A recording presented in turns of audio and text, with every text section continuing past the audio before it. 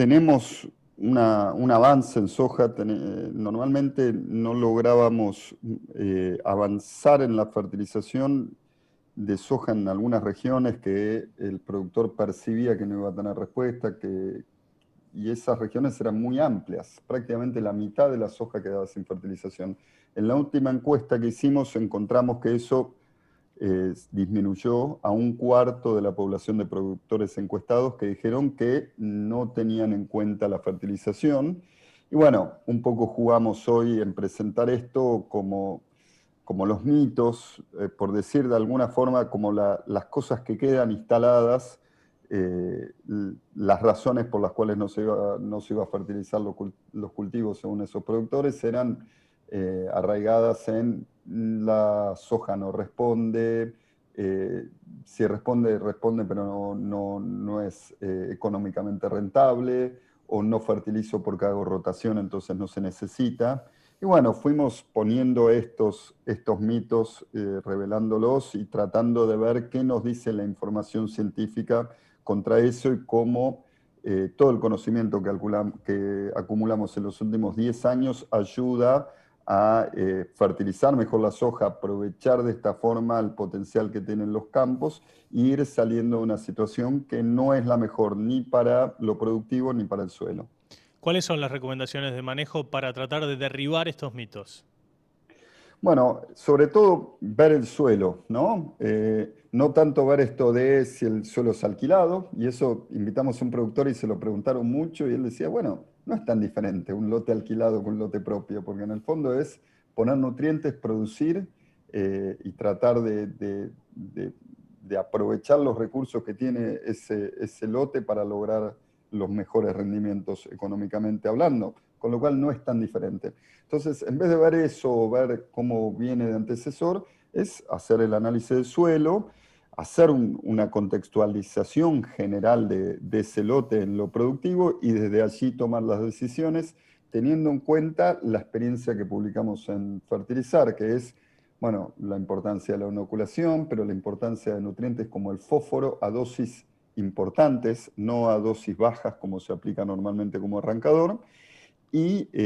no solo el fósforo, sino el azufre y hasta los micronutrientes como zinc y boro que están empezando a sumar en esta cuenta que hace a una soja de alto rendimiento. Mostramos los datos de los ensayos que demuestran esto y también hablamos de algunas formas de aplicación que ayudan a poder lograr altas dosis en soja, siendo un cultivo que a diferencia del trigo no se puede fertilizar fuerte en la línea porque tiene problemas con la emergencia. Entonces, bueno, hablamos de una parte al voleo anticipado, o el productor que invitamos, Máximo Uranga, contaba su experiencia que directamente mete la mitad del producto entre líneas o a veces saca la manguera para que el producto quede sobre la superficie y no le genere problemas de germinación. Lo cierto es que las mejores hojas las estamos logrando en situaciones productivas con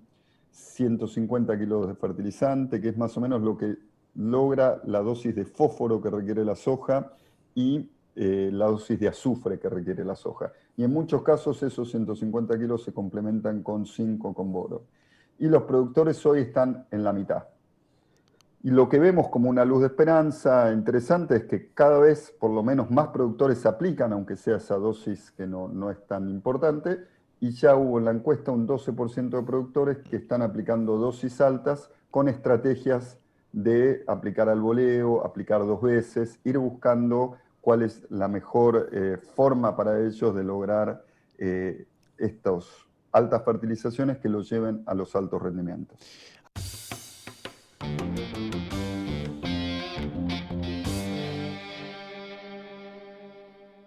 Por su parte, Andrés Grasso, coordinador técnico de la Asociación Civil Fertilizar, destaca la importancia de estas prácticas y las aplicaciones que tienen fundamentalmente en los potenciales rindes, como así también las pérdidas que se genera en materia de rendimiento cuando las dosis no son aplicadas, que rondan el 16%.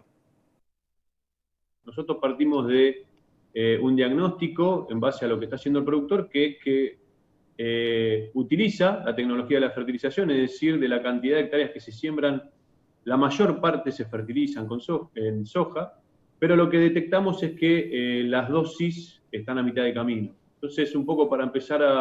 a generar ruido en el sentido de que se están perdiendo algo de rendimiento con ese manejo, es que diseñamos una red de ensayo allá por el año 2016, en campos de productores, en más de 10 sitios en la región pampeana, y lo que hacemos es establecer modelos de experimentación en donde tenemos un ensayo que es lo que está haciendo el productor en cada una de las regiones, y hacemos 2 propuestas de mejora desde el punto de vista del manejo de la nutrición de cultivos, es decir, de la fertilización de los cultivos,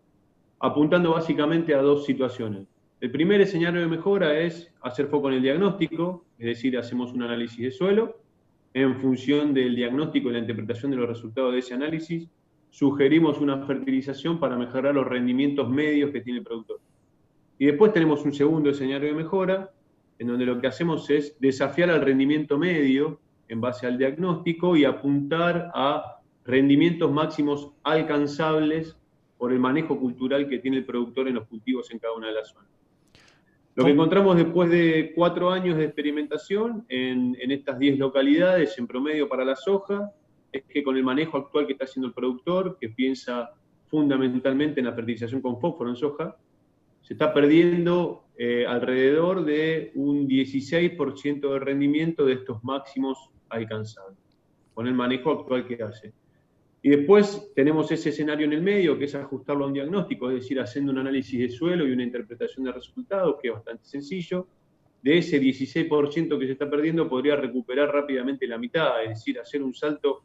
de entre el 8 y el 10% en los rendimientos promedios del cultivo de soja.